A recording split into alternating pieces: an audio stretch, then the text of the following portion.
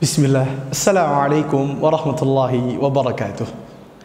Innal hamdalillah nahmaduhu wa nasta'inuhu wa nastaghfir wa na'udzu billahi min shururi anfusina wa min sayyiati a'malina. May yahdihillahu fala mudilla lahu wa may yudlil fala hadiya lahu. Asyhadu an la ilaha illallah wa anna Muhammadan abduhu wa rasuluhu la nabiyya wa la rasula ba'dah. Allahumma salli wa sallim wa barik ala Muhammadin wa ala alihi wa sahbihi ajmain. Amma ba'd. قال الله تعالى في القرآن العظيم بسم الله الرحمن الرحيم يا أيها الذين آمنوا اتقوا الله حق تقاته ولا تموتن إلا وأنتم مسلمون أما بعد. Pemirsa Al-Wafi TV rahimani Allah wa iyyakum. Tahukah antum semua bahwasanya Rabbuna, Rabb kita semua, Tuhan kita semua, Allah Ta'ala mempunyai sifat ghayur. Apa itu sifat ghayur? Sifat ghayur yang diartikan dalam bahasa Indonesia artinya pencemburu. Dalam satu riwayat hadis yang dibawakan oleh Sa'ad bin Ubadah radhiyallahu anhu, suatu hari saat ini berkata, jikalau ada laki-laki yang menggoda istriku, maka akan ku tebaskan lehernya, akan ku penggal kepalanya. Kabar ini cepat sampai kepada Rasulullah sallallahu alaihi wasallam, sehingga Rasulullah sallallahu alaihi wasallam bersabda, "Ata'ajabuna min ghayarat Sa'id?" Apakah kalian terheran-heran dengan cemburunya Sa'id?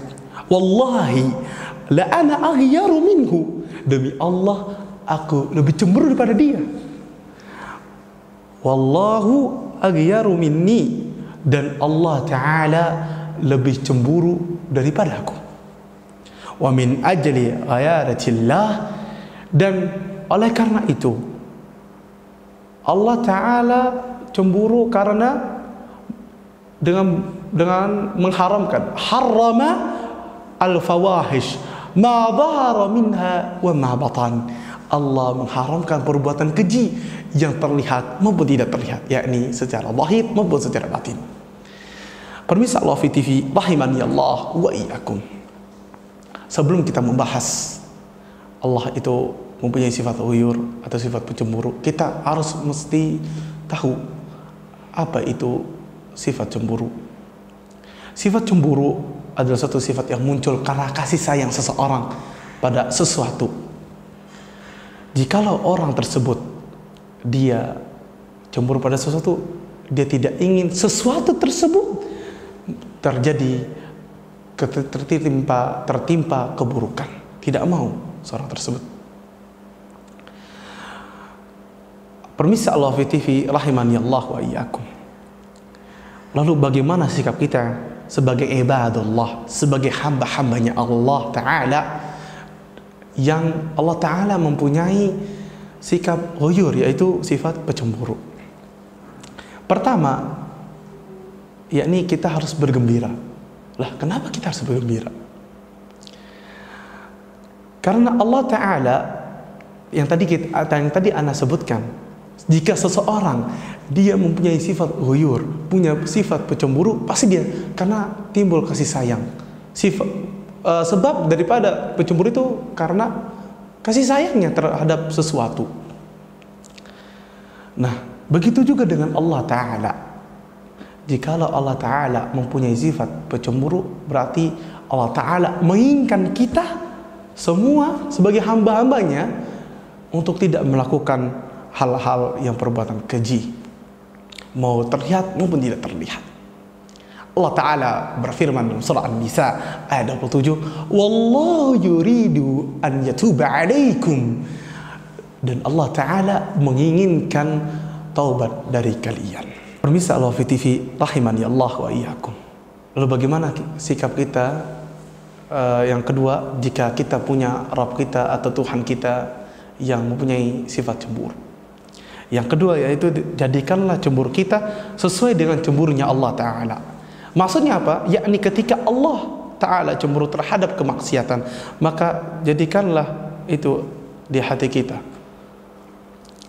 Maksudnya adalah ketika kita punya kerabat yang kita sayangi, adik yang kita sayangi, orang tua kita yang kita sayangi, teman-teman kita yang kita sayangi, maka ketika dia berbuat kesalahan dan kesalahannya itu fatal, kesalahannya membuat dosa, membuat Allah Ta'ala itu murka ataupun lain-lainnya, dosa-dosa yang kita tahu sebagai kita talibul ilmi, sebagai kita mengetahuinya, yang paham agama, dan kita melihat itu perbuatan yang sangat-sangat tidak baik, sangat-sangat tidak boleh dilakukan seorang hamba yang betul-betul mengaku punya Tuhan, maka kita harus mengajaknya kepada kebaikan, harus mengembalikannya kepada kebaikan,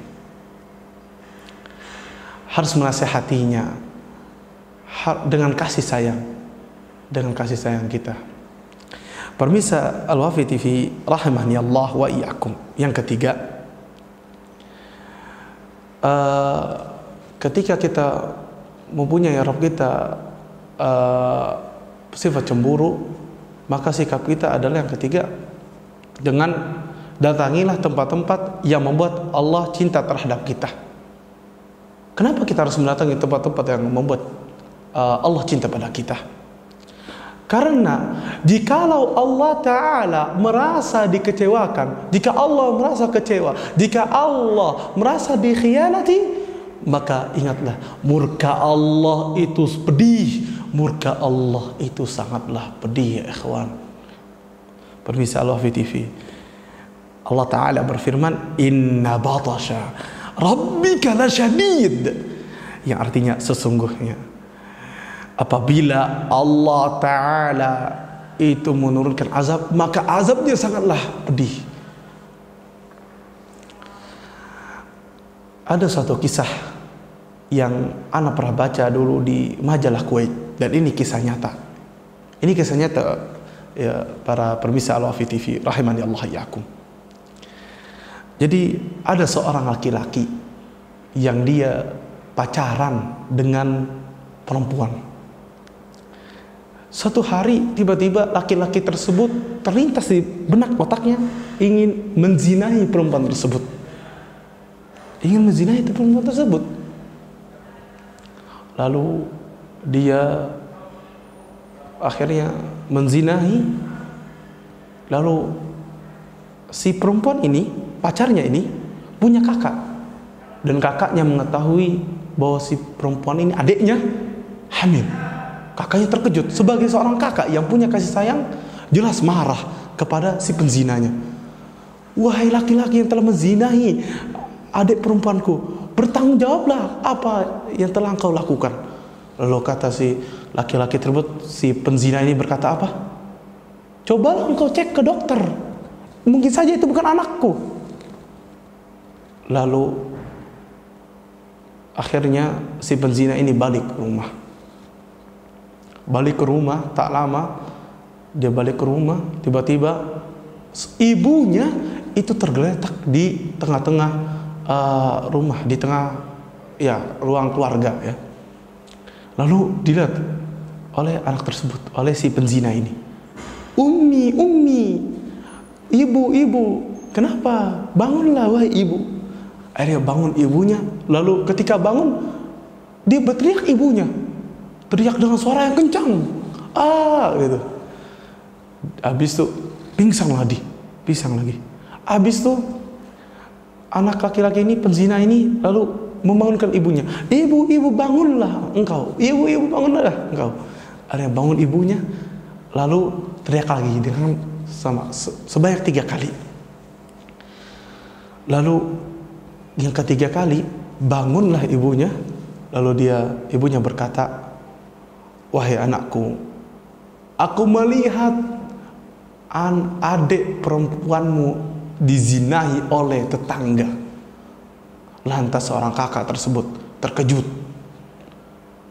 Lalu kakak tersebut ini, si penzina ini ya, dia ke rumah tetangganya, lalu berkata, wahai laki-laki yang telah menzinahi adikku, engkau harus bertanggung jawab apa yang telah engkau lakukan. Lalu tetangga tersebut bilang apa? Sama dengan apa yang dilakukan yang dikatakan oleh penzina tersebut. Engkau ceklah ke dokter. Jikalau itu anakku. Kaget. Si penzina ini kaget. Lah kok perkataannya sama dengan saya. Akhirnya terlewatkanlah hal ini. Hal ini pun tertimpa padanya. Sungguh mengerikan ya ikhwan. Ternyata azabnya tidak sampai sana. Ternyata Allah mengasih ujian lagi, mengasih dia azab. Azabnya yaitu ketika dia menikah. Setelah lama akhirnya dia menikah dengan perempuan. Pas malam pertama atau ketika malam pertama mau melakukan sebagaimana berhubungan suami istri, ya. Lalu ternyata istrinya seorang penzina ini ternyata sudah tidak perawan. Kaget dia. Lalu dia berkata, "Ya Allah, sudahlah ya Allah. Ampunilah dosaku ya Allah." Akhirnya dia setelah berapa lama kemudian punya seorang anak. Lahirlah seorang anak, lalu bertambah usianya hingga usia 6 tahun. Si penzina ini tinggal di apartemen, dan pasti di apartemen ada penjaganya atau satpamnya. Di tempat tersebut, di apartemen tersebut, si anaknya ternyata dizinahi oleh satpamnya. Lalu seorang bapak tadi itu, ya, si penzina ini yang sudah jadi bapak, kaget dia lalu nangis. Dia berkata, "Ya Allah, ampunilah dosaku. Ya Allah, sudahlah ya Allah. Hamba tidak kuat lagi ya Allah." Jadi, ayolah ikhwah, para pemirsa Al-Wafi TV, rahimani Allah wa iyyakum. Apa hikmah yang bisa kita ambil dari kisah seorang penzina tersebut? Hikmah yang kita bisa ambil adalah jikalau Allah Ta'ala telah murka pada seseorang ataupun Allah Ta'ala kecewa, maka segala sesuatu menjadi hutang bagi kita ya ikhwan. Maka daripada itu ana nasihatkan kepada antum dan diri ana pribadi untuk selalu mendekati kepada Allah, untuk selalu bertaubat. Ingat, Allah Ta'ala berfirman, "Wallahu yuridu an yatuba alaikum." Dan Allah Ta'ala menginginkan taubat dari antum semua, dari kita semua, seorang hamba. Dan ingat yang kedua ayatnya, "Inna batasya rabbika lasyadid." Sesungguhnya azab Allah itu sangatlah pedih.